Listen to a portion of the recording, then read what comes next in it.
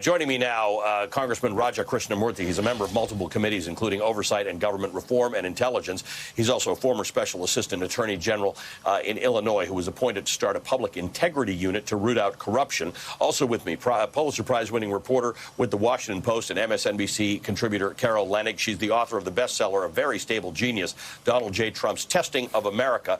Her latest piece, by the way, details the waning support for the outgoing president's ongoing election fight with his aides. So let's start there.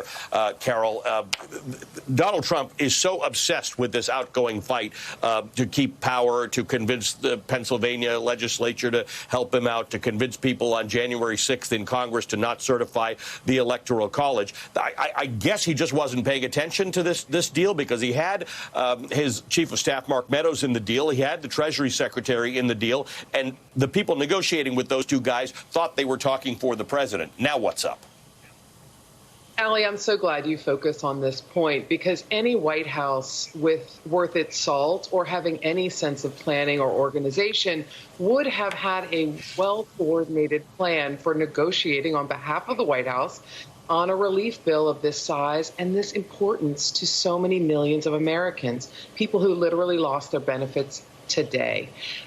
This is a sort of a stunning revelation that the president either wasn't paying attention or the White House wasn't paying attention. And all of a sudden, about face, the man who's been negotiating on behalf of the White House was apparently misguided, Steve Mnuchin, the Treasury Secretary. Sort of stunning to think of. But on the other hand, Allie, remember, this is of a piece with the Trump administration and what we've seen for 4 years, which is that the president really focuses on what's most important to him at that moment. And what was most important to him in the last few weeks was convincing people that this was a rigged election so that he could be serving a second term, or at the minimum, convincing people that he was leaving actually the winner and, oh, too bad. The democracy didn't work, but I have to leave, but it was unfair and stolen from me. That was the primary motivation that got the president up every morning and tweeting, and for weeks. And now we're in this situation where, the president appears to be engaged in a lot of sabotage against the government that he's supposed to run. Sabotage against the relief bill, sabotage against the Defense Authorization Act, sabotage against jobless benefits for a whole new category of people who knows what will happen to them in the next coming weeks. And, Congressman, some of those pardons look like sabotage against civil society and the law. It's not usually at the end of a presidency, you see these pardons and you scratch your head and you say, oh, it's interesting. I didn't know that person was in jail for 75 years for shoplifting, and maybe that didn't make sense.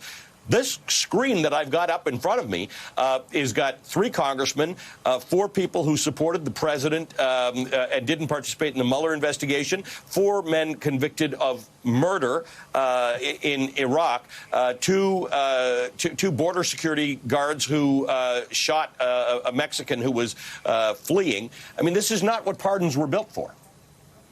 No, it's a rogues gallery of unrepentant felons. It reminds me of that scene out of Batman's Dark Knight Rises, where the evil character Bane lets out all the prisoners out of Gotham City's jails and leads to chaos and lawlessness. And I think that this is something that Americans reject. I've written now 2 letters to the White House counsel, Pat Cipollone, although I think I should probably direct it to Jared Kushner as well, who appears to be directing this pardon process, basically asking them who and whether they are considering preemptive pardons for family members, including the president himself. That is probably the next shoe to drop at this point. And if so, I want to know what crimes he's absolving these people of, because this pardon process is completely out of control. And it becomes the question, Carol, because the president got real close to his own family. He pardoned his son-in-law's father, Charles Kushner. And again, I always wonder, with 24 days, is he testing the water? Is he softening everybody up for the idea that, well, Kushner is technically related to his son-in-law, Jared Kushner. So what does come next? There are 24 days left, and the president is he's not doing what he should be doing about coronavirus and the relief bill, but he's busy. Absolutely, Allie. This is so fascinating to me because, as we reported in the book, the president began talking about the ability for him to pardon himself and his family members in the summer of 2017 when he was interviewing lawyers after the special counsel Robert Mueller was first appointed. What he wanted to know was, can I pardon myself? Can I pardon my family members? Which is sort of a strange thing to ask anyone when you're the president and you've only been the president for a few months.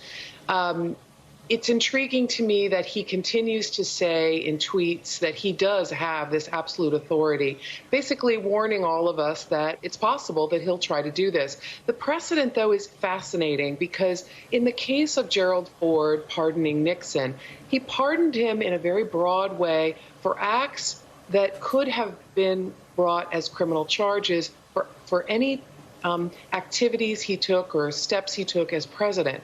In this case, the president and his family could have some exposure for things that happened before they were in the White House or before their father-in-law was in the White House. And that's something that would be really hard to create such a broad pardon for. Congressman Krishnamoorthi, what do you think is going to happen tomorrow? You guys are voting to override the veto on the National Defense Authorization Act. You're voting to increase the $600 to $2,000. What happens? Do Republicans join you? Does the Senate join you in either or both of those two things?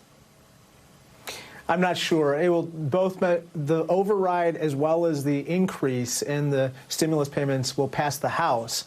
But quite frankly, Ali, as you know, the president delivered a huge lump of coal into the stockings of upwards of 14 million Americans as of Saturday night who are basically facing a lapse in unemployment benefits.